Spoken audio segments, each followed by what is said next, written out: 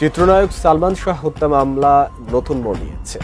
গ্রেফতার করা হয়েছে সালমান শাহর মামা মোহাম্মদ আলমগীর কুমকুমকে। দর্শক দেখতে পাচ্ছেন সালমান শাহর মামা আলমগীর কুমকুমকে গ্রেফতার করে নিয়ে যাচ্ছে পুলিশ।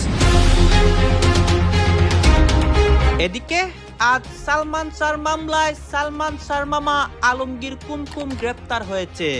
উনার সাথে সালমান শাহর স্ত্রী সামিরার অবৈধ সম্পর্ক ছিল। এইবার সবকিছু প্রকাশ্যে আসে, আরো 10 মাস্টারমাইন্ডের নাম প্রকাশ। চ্যালেঞ্জ করলাম, সে বগুড়া একটা মার্ডার কেসের আসামি ছিল, ওইখান থেকে পালাইয়া ঢাকায় আসছে, আইসা আরেক মার্ডার কইরা সালমান শাহরে সে back to the Bogura. Madam আপনি কোথায়? আপনি কোথায়? আপনি কি দেশে আছেন? যদি দেশে থাকেন। এরপর সালমান শাহর মামা মোহাম্মদ আলমগীর বাদী হয়ে রমনা থানায় নতুন করে হত্যা মামলা করেন। এতে সালমান শাহর স্ত্রী সামিরা হক, তার মা লতিফা হক লিও ওরফে লুসি, অভিনেতা আশরাফুল হক ডন সহ মোট 11 জনকে আসামি করা হয়। সালমান শাহ হত্যা মামলার 4 নম্বর আসামি ডন গ্রেফতার। অথচ প্রধান আসামি সালমান শাহর সাবেক স্ত্রী সামিরা গত 10 মাস যাবৎ নিখোঁজ। সামিরা কোথায় আছে সে সম্পর্কে বিন্দুমাত্র আইডিয়া নেই প্রশাসনের। এদিকে সালমান শাহর পরিবারের দাবি সামিরা অনেক আগেই দেশ থেকে পালিয়েছে। এখন সে কোনো ক্রমে সালমানের স্ত্রী দাবি করতে পারে না। সে বোঝাচ্ছে যে হয়তোবা শাবনূরের সাথে সালমানের অন্তরঙ্গতা বেশিছে। সালমান শাহর মামলার সকল গোপন রহস্যগুলা এবার প্রকাশ্যে এসেছে। আজকে সালমান শাহর মামা আলমগীর কুমকুম গ্রেফতার হয় সালমান শাহর মামলার মাস্টারমাইন্ড হিসাবে। সবাই সালমান শাহর স্ত্রী সামিরাকে দোষারোপ করছিল এবং সামিরা প্রধান আসামি ছিল।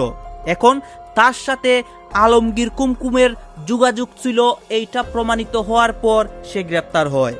দর্শক শ্রোতা, সালমান শাহর মামলা পর্যালোচনা করে আমরা এমন কিছু তথ্য পাই যেই তথ্যগুলা দেখলে আপনারা অবাক হয়ে যাবেন। সেই তথ্যগুলা এক এক করে আপনাদের সামনে ধারাবাহিকটি দেখাবো। আসুন দর্শক শ্রোতা, আমরা কথা বাড়াবো না, আমরা সরাসরি ভিডিওর মূল আলোচনাতে চলে যাচ্ছি। এরই মধ্যে কয়েকটা গোপন ক্লিপ দেখাবো সালমান শাহর মামলা নিয়ে, সেইগুলো দেখলে আপনারা অবাক হবেন। সালমান শাহ হত্যা মামলার 4 নম্বর আসামি ডন গ্রেফতার।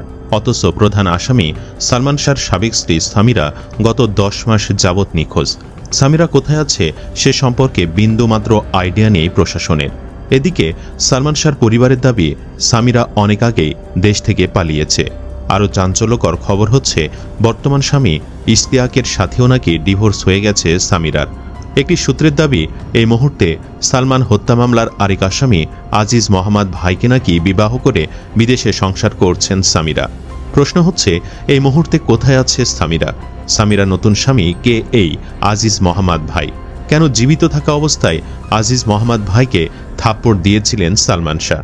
চলুন বিস্তারিত জেনে নেওয়া যাক। খল অভিনেতা ডন, স্ত্রী সামিরা, ব্যবসায়ী আজিজ মোহাম্মদ ভাই এবং সালমান শাহর শাশুড়ি লতিফা হক লুসি মিলে সালমান শাহকে শেষ করে দেন। মৃত্যুর 29 বছর পর ডন গ্রেফতার হওয়ায় সবাই ভেবেছিল এবার বুঝি ন্যায় বিচার পেতে যাচ্ছেন সালমান শাহ, কিন্তু সেটি আর হলো না। রাতের আধারে ভারতে পালিয়েছেন সালমান শাহর সাবেক নষ্টা স্ত্রী সামিরা। সালমান শাহর পরিবারের ঘনিষ্ঠ একটি সূত্র জানিয়েছে সামিরা বাংলাদেশ ছেড়ে ভারতে চলে গেছেন বলে তারা জানতে পেরেছে। তবে তিনি কবে এবং কিভাবে দেশ ছেড়েছেন সে বিষয়ে নিশ্চিত কোনো তথ্য সূত্রটি দিতে পারেনি।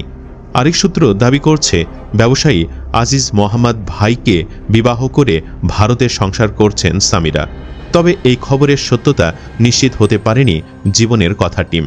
সালমান শাহর সাথে বিয়ের সম্পর্ক থাকা অবস্থাতেই যেসব পুরুষের সাথে সামিরা যৌন সম্পর্কে লিপ্ত হন তাদের মধ্যে একজন ছিলেন আজিজ মোহাম্মদ ভাই, যে আজিজ আবার সালমান শাহকে শেষ করার অন্যতম আসামি। বাবার বয়সী একজনের সাথেও সামিরা যৌন সম্পর্ক করতে পিছপা হননি। সবচেয়ে অবাক করা তথ্য হচ্ছে সামিরার মা লুসিও আজিজ মোহাম্মদ ভাইয়ের সাথে বেড শেয়ার করতেন। চিন্তা করুন ব্যক্তিগত জীবনে কতটা কামকার নষ্টা চরিত্রের অধিকারিণী ছিলেন এই সামিরা। সামিরাকে কিস করার জন্য আজিজ মোহাম্মদ ভাইকে সালমান প্রকাশ্যে সোনারগাঁও হোটেলে চড় মেরেছিলেন। এই বিষয়টা সবাই জানে। ওই দিন বিশাল অঙ্কের টাকাসহ সামিরাকে হাতে নাতে ধরে ফেলে সালমান শাহ। এ টাকা কিভাবে পেয়েছিল সামিরা তার কোনো সদুত্তর দিতে পারেনি। সম্ভবত এই টাকা দিয়ে কোনো ষড়যন্ত্র করার চেষ্টা করেছিলেন সামিরা। এজাহার অনুযায়ী সালমান শাহ নিহতের মামলায় সবচেয়ে বেশি রহস্যময় চরিত্রের নাম আজিজ মোহাম্মদ ভাই। সে বাংলাদেশের শীর্ষস্থানীয় জনপ্রিয় ব্যান্ড অলিম্পিকের চেয়ারম্যান। মামলার অভিযোগে বলা হয়েছে, রাজধানীর একটি অভিজাত ক্লাবে বিশেষ একটি অনুষ্ঠানে আজিজ মোহাম্মদ ভাই হঠাৎ এক মুহূর্তে সালমান শাহের স্ত্রী সামিরাকে চুমু খায়। এ দৃশ্য দেখে সালমান রাগে তাৎক্ষণিক আজিজ মোহাম্মদের গালে চড় বসিয়ে দেন। এর প্রতিশোধ হিসাবেই আজিজ মোহাম্মদ ভাই এই মিশনের অর্থদাতা ও পরিকল্পনাকারী হিসাবে হয়ে যায়। এই আজিজ মোহাম্মদ ভাই ছিলেন তৎকালীন প্রভাবশালী চলচ্চিত্র প্রযোজক ও আন্ডারওয়ার্ল্ডের বস। 1999 সালে অভিনেতা সোহেল চৌধুরী নিহতের মামলায় তার নামও জড়ায়। দীর্ঘ বিচার প্রক্রিয়া শেষে এই মামলায় আদালত তাকে যাবজ্জীবন কারাদণ্ড প্রদান করে, কিন্তু লাভ হয়নি। সে ধরাছোঁয়ার বাহিরেই থেকে যায়। এতদিন সে সপরিবারে থাইল্যান্ড থেকেই ব্যবসা পরিচালনা করে যাচ্ছিল। তবে এবার গুজব উঠেছে সামিরার টানে সে ভারতে এসেছে। যতটা সম্ভব 1952 বা 1962 সালে পুরান ঢাকার আরমানি টোলায় আজিজ মোহাম্মদ ভাইয়ের জন্ম। তার বাবা মোহাম্মদ ভাই 1950-এর দশকে ইস্পাত কারখানা বেঙ্গল স্টিল ওয়ার্কস লিমিটেড প্রতিষ্ঠার মাধ্যমে ব্যবসা শুরু করেন। বর্তমানে আজিজ মোহাম্মদ ভাই দেশের জনপ্রিয় ব্র্যান্ড অলিম্পিকের চেয়ারম্যান হিসাবে প্রবাস থেকেই দায়িত্ব পালন করছেন। তিনি প্রায় 50টির ঢাকায় সিনেমা প্রযোজনা করেছেন। তার কোম্পানির নাম অ্যাম্বে ফিল্মস লিমিটেড। এছাড়া থাইল্যান্ড, মালয়েশিয়া, হংকং ও সিঙ্গাপুরে তার হোটেল ও রিসোর্ট ব্যবসা রয়েছে। এরশাদের আমলে তিনি একবার গ্রেফতার হন। প্রচলিত আছে, এক নারী নিয়ে দ্বন্দ্বের কারণেই এরশাদ তাকে গ্রেফতার করিয়েছিলেন। চলচ্চিত্র নায়িকা সহ বিভিন্ন নারীর সঙ্গে আজিজ মোহাম্মদ ভাইয়ের সম্পর্ক নিয়ে নানা মুখরোচক গল্প ছড়াতে থাকে। সত্যি বলতে তিনি অপরাধী কিনা সঠিক জানি না, তবে যদি আসলেই অপরাধী হয়ে থাকেন তাহলে সালমান শাহ পরিবার তার শক্তির সাথে পেরে ওঠার কথা না, আর সেটিই হচ্ছে। শুধুমাত্র আজিজ মোহাম্মদ ভাইয়ের বিশাল অর্থ আর প্রতিপত্তির কাছে পেরে উঠছে না তারা। তবে কথায় আছে, সত্যের মৃত্যু নেই। হয়তো সেই কথাই সত্যি হতে যাচ্ছে। ডন গ্রেফতার হয়েছে, আল্লাহ চাইলে একসময় বাকিরাও ধরা পড়বে।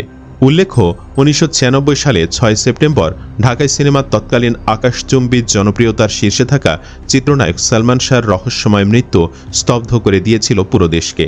সেই থেকে আজ পর্যন্ত দীর্ঘ 3 দশক ধরে এই মৃত্যুকে ঘিরে যে কটি নাম সবচেয়ে বেশি উচ্চারিত হয়েছে তার মধ্যে অন্যতম সালমানের স্ত্রী সামিরা হক। সালমানের মা নীলা চৌধুরী শুরু থেকেই এই মৃত্যুকে পরিকল্পিত বলে দাবি করে পুত্রবধূ সামিরার দিকে আঙ্গুল তুলেছেন। জানলাম ইমন মারা গেছে, আমি বাড়িকে রক্ষা করব নাকি ইমন মরে গেছে, মারা গেছে, না খুন হয়েছে, কি হয়েছে আমি জানতে পারবো? শাবনূরের জন্যই আমার ছেলের সংসারটা ধ্বংস হয়েছে। লাইভে অঝরে কেঁদে তারেক সরকারের কাছে শাবনূরকে গ্রেফতারের চরম দাবি সালমান শাহর মায়ের। দর্শক, দীর্ঘ 30টি বছর ধরে বুকের ভেতর এক মহাসমুদ্রের সমান কষ্ট, যন্ত্রণা আর দীর্ঘশ্বাস চেপে রাখা এক অভাগী মায়ের বুক ফাটা আর্তনাদে আজ যেন পুরো দেশের আকাশ বাতাস রীতিমতো ভারী হয়ে উঠেছে। 90 দশকের কোটি তরুণের স্বপ্নের নায়ক এবং বাংলা চলচ্চিত্রের অমর অহংকার সালমান শাহর চির বিদায়ের পেছনে লুকিয়ে থাকা জমাট বাঁধা অন্ধকার যখন একে একে দূর হতে শুরু করেছে, ঠিক তখনই ঘটল এক হৃদয় বিদারক এবং প্রলয়ঙ্করী বিস্ফোরণ। ডনের নাটকীয় গ্রেফতার এবং ডিপজলের সেই চাঞ্চল্যকর লাইভ ভিডিওর পর এবার সব নীরবতা ভেঙে সরাসরি সামাজিক যোগাযোগ মাধ্যমে লাইভে এলেন সালমান শাহর গর্ভধারিণী মা রত্নগর্ভা নীলা চৌধুরী, যে মা গত 3 দশক ধরে তার কলিজার টুকরাকে চিরতরে হারানোর বিচার চেয়ে আদালতের বারান্দায় বারান্দায় চোখের জল ফেলেছেন। রোদ বৃষ্টি উপেক্ষা করে রাজপথে দাঁড়িয়ে বুক চাপড়ে কেঁদেছেন। তিনি আজ লাইভে এসে ছোট বাচ্চার মতো ডুকরে কেঁদে উঠলেন। আর সেই কান্নার মাঝেই তিনি সরাসরি আঙুল তুললেন এক সময়ের তুমুল জনপ্রিয় নায়িকা শাবনূরের দিকে। লাইভে অঝরে কাঁদতে কাঁদতে একজন অসহায় মা বর্তমান সরকার প্রধানের কাছে শাবনূরকে নিয়ে কি এমন ভয়ঙ্কর অভিযোগ করলেন? কেন তিনি বললেন যে শাবনূরের জন্যই তিনি তার ছেলেকে হারিয়েছেন?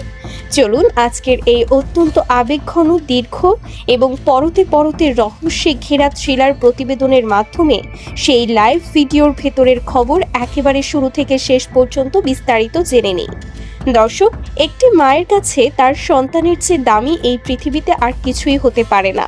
আর সেই সন্তানকে যখন গভীর এক চক্রান্তের মাধ্যমে অকালে চিরতরে সরিয়ে দেওয়া হয়, তখন সেই মায়ের বুকের ভেতরের আগুন কখনো নেভে না। ফাঁস হওয়া সেই চাঞ্চল্যকর লাইভ ভিডিওতে দেখা যায় বয়সের ভারে এবং দীর্ঘদিনের মানসিক যন্ত্রণায় ক্লান্ত নীলা চৌধুরী আজ আর নিজেকে শক্ত রাখতে পারলেন না। ক্যামেরার সামনে আসতেই তার দু চোখ বেয়ে অঝরে জল পড়তে থাকে। কথা বলার এক পর্যায়ে নীলা চৌধুরী তার বুকের কাছে লুকিয়ে রাখা সালমান শাহর একটি পুরনো ছবি বের করে আনেন। ছবিটিতে চুমু খেয়ে তিনি এমনভাবে টুকরে কেঁদে ওঠেন যা দেখে পাষাণ হৃদয়ের মানুষেরও চোখে জল চলে আসবে। তিনি বলেন, এই যে আমার বুকের ধন, যাকে আমি নিজে হাতে বড় করেছি, তাকে ওরা আমার কোল থেকে চিরতরে কেড়ে নিয়েছে। আমি যখনই এই ছবিটা দেখি আমার মনে হয় আমার ছেলেটা আমাকে ডাকছে আর বলছে, মা, তুমি আমার সাথে হওয়া এই চরম বেইমানির বিচার চাইতে নামবে না? কান্না জড়িত কাঁপা কাঁপা এবং অত্যন্ত ভারাক্রান্ত কণ্ঠে তিনি দেশবাসীর উদ্দেশ্যে বলেন, আমার প্রিয় দেশবাসী, আপনারা সবাই আজ দেখেছেন কিভাবে একে একে গাদ্দারদের মুখোশ খসে পড়ছে। সবাই বলছে সামিরা আর ডন নাকি আমার ছেলেকে শেষ করেছে। হ্যাঁ, ওরা বড় অপরাধী, কিন্তু আপনারা কি জানেন আমার ছেলেটাকে মানসিকভাবে তিলে তিলে শেষ করে দিয়েছিল কে? কার জন্য আমার ছেলের সাজানো সংসারে আগুন লেগেছিল? আমি আজ স্পষ্ট করে বলছি, শাবনূরের জন্যই আমি আমার ছেলেকে হারিয়েছি। ওই শাবনূরই আমার সহজ সরল ছেলেটার কাল হয়েছিল। নীলা চৌধুরী তার লাইভ ভিডিওতে অত্যন্ত ক্ষুব্ধ কণ্ঠে অতীতের কিছু অজানা কথা তুলে ধরেন। তিনি বলেন, আমার ছেলেটা বড্ড সরল ছিল। সে সবাইকে অন্ধের মতো বিশ্বাস করত, সহশিল্পীদের নিজের পরিবারের মতো ভাবত, আর শাবনূর তার সেই সরলতার সবচেয়ে বড় সুযোগ নিয়েছিল।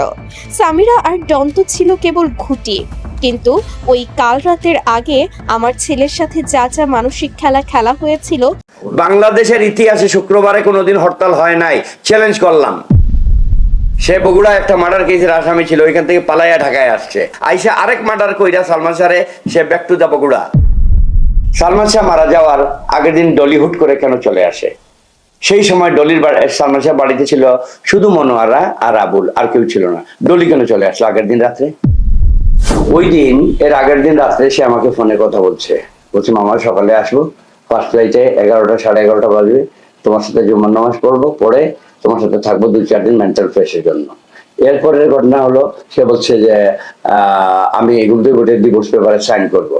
আমি তারা বকা করছি যে আবার কি হইলো? সে আমার বলছে আমি এইসা প্রুফ দেবো। আমি বলছি ওকে, ঠিক আছে, একে নিয়ে সংসার করা যায় না, যা এখানে ইতি।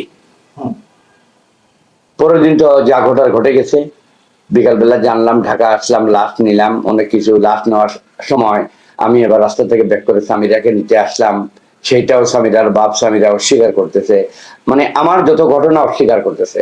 আমি মহান আল্লাহ তাআলার এজ এ মুসলিম হিসাবে আমি প্রমিস করতেছি যে আমি চাই না নিরীহ কোনো মানুষের শাস্তি হোক, নিরপরাধ মানুষের শাস্তি হোক। এই ডন হোক আর সামিরা হোক আর সামিরার মা হোক, যাই হোক হোক, আমি যাহা জানি তাহা সত্য বলিব, এইটাই। ইমন যেদিন মারা যায় এর 4-5 দিন আগে ইমন বিল্টুকে নিয়ে সামিরাকে আনতে রওনা হয়েছে চিটাগংয়ে। বিল্টু ইমনের ছোট ভাই শাহরান। বিল্টু দেখছে গলার মধ্যে একটা দাগ, বলছে ভাইয়া গলায় দাগ কেন? ইমন তখন প্রমিস করাইছে, কাউকে বলিস না, আমি এমনের ঘটনা দেখছি যার জন্য সামিরা চলে গেছে চিটাগংয়ে। কি ঘটনা? অন্য লোকের সাথে সামিরাকে পাইছি। বিল্টু বারবার ছোট ভাই হয়ে বলছো, ভাইয়া যে মহিলাকে তুমি অন্যের সাথে দেখছো তারা তুমি কেন আনতে যাইবা? তুই বুঝবি না। ভালোবাসা এমন এক জিনিস। যাক, আনতে গেছে। বিল্টু যখন ইমনকে নিয়ে চিটাগং গেছে, ইমন মারা যাওয়ার 4-5 দিন আগে, যাই হোক ভাবিরে সেও বুঝাইছে। ডন এইখান থেকে কেন বলে যে সে সালমান শাহের সাথে চিটাগং গেছিল সামিরাকে আনতে? ডন তো সাথে ছিল না, সাক্ষী তো বিল্টু আর ইমন ছিল। ডন এখানে কেমনে বলে আমি ভাবিকে আনতে গেছিলাম, এই না সেই না?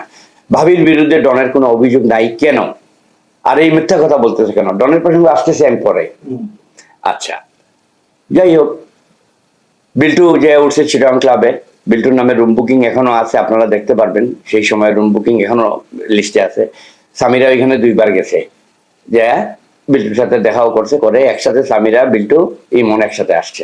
ওই সময় সামিরার বাড়িতে দর্শক আপনারা তো দেখলেন, এখানে দেখতে পাচ্ছি আমরা সালমান শাহর মামলা নিয়ে অসংখ্য তথ্য আমরা দেখিয়েছি। সালমান শাহর মামলা নিয়ে যেই রহস্যগুলো এই মুহূর্তে সারা দেশের মধ্যে এবং যেই নিউজগুলো বিশেষ করে ডন গ্রেপ্তার হওয়ার পর অসংখ্য নিউজ ছড়িয়ে গিয়েছিল গাইস, এই বিষয়গুলো দেখে এবং সালমান শাহর মামলা নিয়ে এবং সালমান শাহর মামলার যেই রহস্যগুলো দেখে আপনার মন্তব্য কি, আপনার গুরুত্বপূর্ণ মন্তব্যটা অবশ্যই আপনারা আমাদের কমেন্ট বক্সে লিখে যাবেন। সর্বশেষে আপনাদের কাছে আমাদের একটা ছোট রিকোয়েস্ট থাকবে, আপনারা আমাদের চ্যানেলে নতুন দর্শক হয়ে থাকলে চ্যানেলটি সাবস্ক্রাইব করবেন এবং পাশে থাকা বেল বাটনটি বাজাবেন, যাতে করে নেক্সট ভিডিওটা সবার আগে আপনাদের কাছে পৌঁছে যায়। ধন্যবাদ।